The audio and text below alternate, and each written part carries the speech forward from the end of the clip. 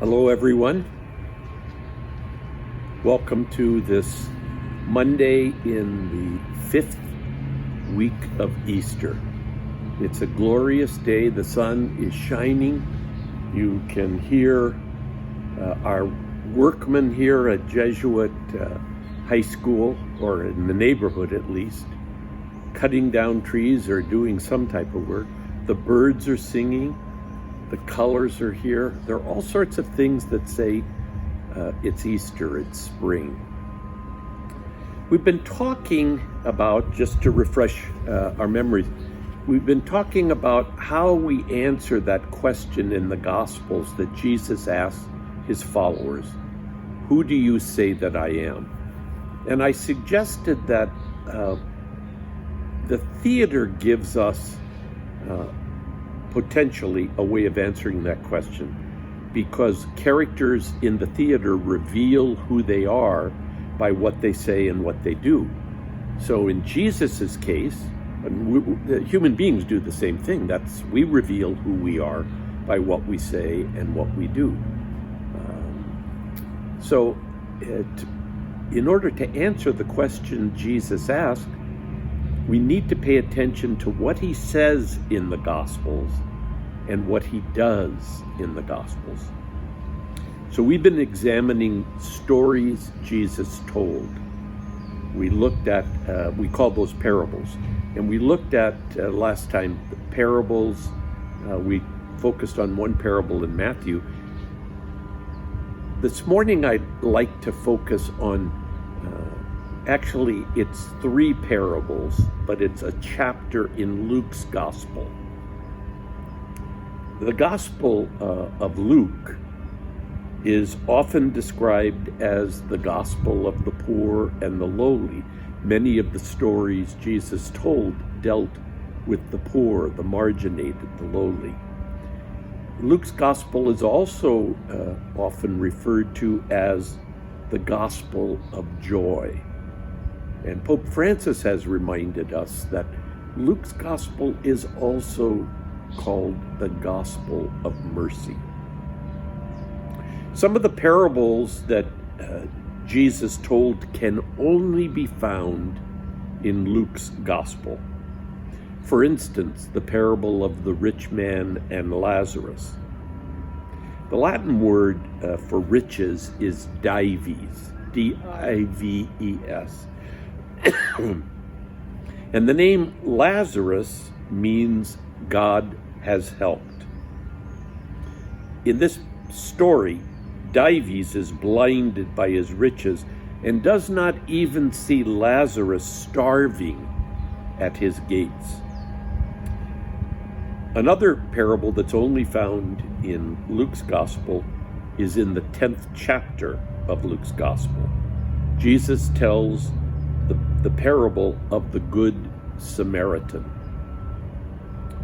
And it's in answer to a question Jesus gets from a lawyer: who is my neighbor? So he tells him a story. But as good as those stories are, I'd like to spend time on all of them. I want to focus on the 15th chapter of Luke's Gospel.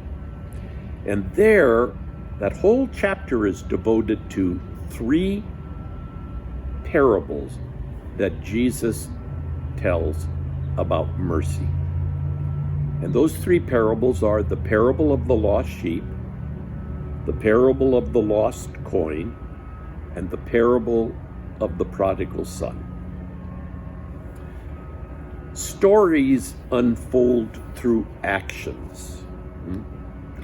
And a colleague of mine from many years ago, Sister Judith Royer, who taught at Loyola Marymount University, she once shared with me a drama technique that you can use to discover the meaning of a parable. What you do is you look for the key words. And the key words will always be action words. So for instance, in any good drama or any good story, there are 4 key dramatic actions. There's the initiating action that gets the story going. And then the developing action moves the story along and into the third dramatic action or key word, which is the climaxing action. And then flowing out of that climaxing action would be the fourth key word or dramatic action, which is the decisive action.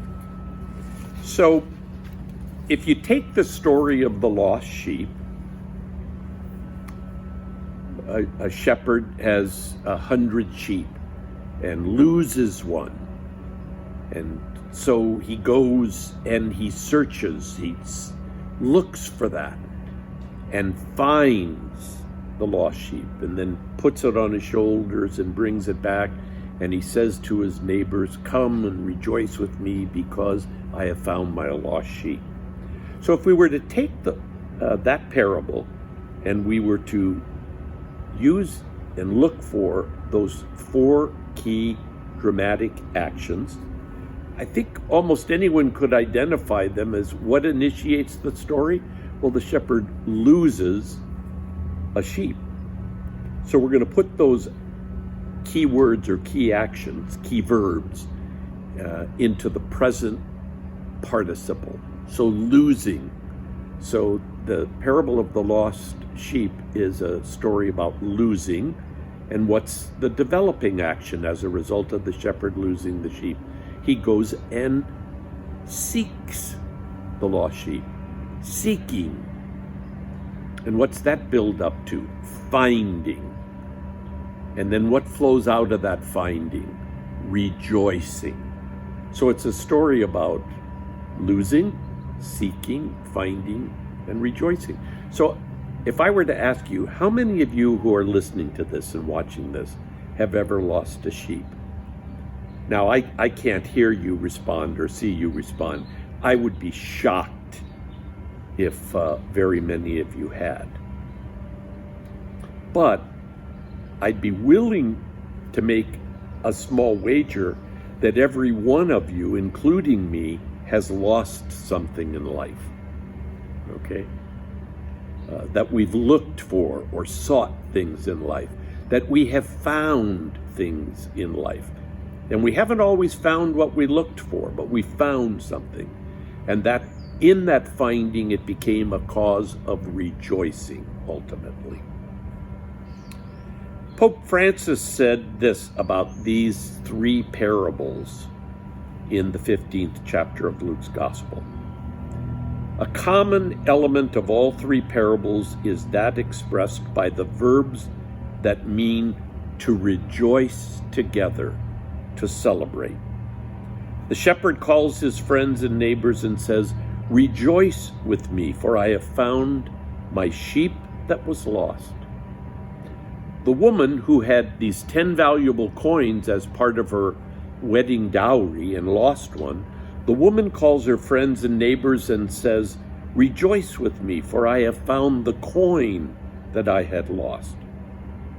And in the third and the longest of the three parables of mercy, what does the father say to his older son when the younger son has come home? "It is fitting that we celebrate and be glad, for this brother of yours was dead and is alive. He was lost, and now he is found." Christ is found, and God's love is found in our very human experiences of losing and seeking and finding and rejoicing. I want to just share with you then an invitation. The invitation is to slowly ponder one or all of these three stories Jesus told about mercy when you have a chance. They're found in the 15th chapter of Luke's Gospel. The parable of the lost sheep, the parable of the lost coin, and the magnificent parable of the prodigal son.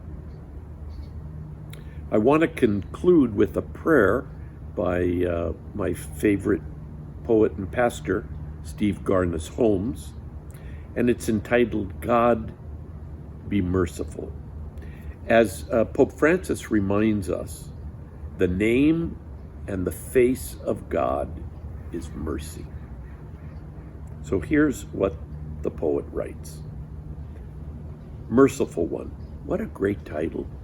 How'd you like to be known as Merciful One instead of a one who gives the stink eye, or crabby, or got out on the wrong side of the bed, or fill in the blank? Merciful One, we come not by our merit, but by your love. We open ourselves to your mercy, not in deserving, but in wonder and gratitude. We are not righteous, we are loved. We are not bad or rotten, but we are in need of your mercy. For all our sins and failures, you offer mercy. For all our achievements, you offer mercy.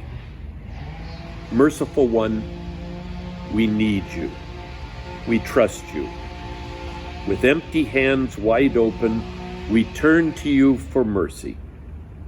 God, be merciful to us, especially as we struggle with the challenges of this coronavirus. So next time, we're going to be looking at the actions of Jesus. We're going to look at the miracles of Jesus. But until next time, remember to stay grateful, stay hopeful, and especially stay safe. God bless you all.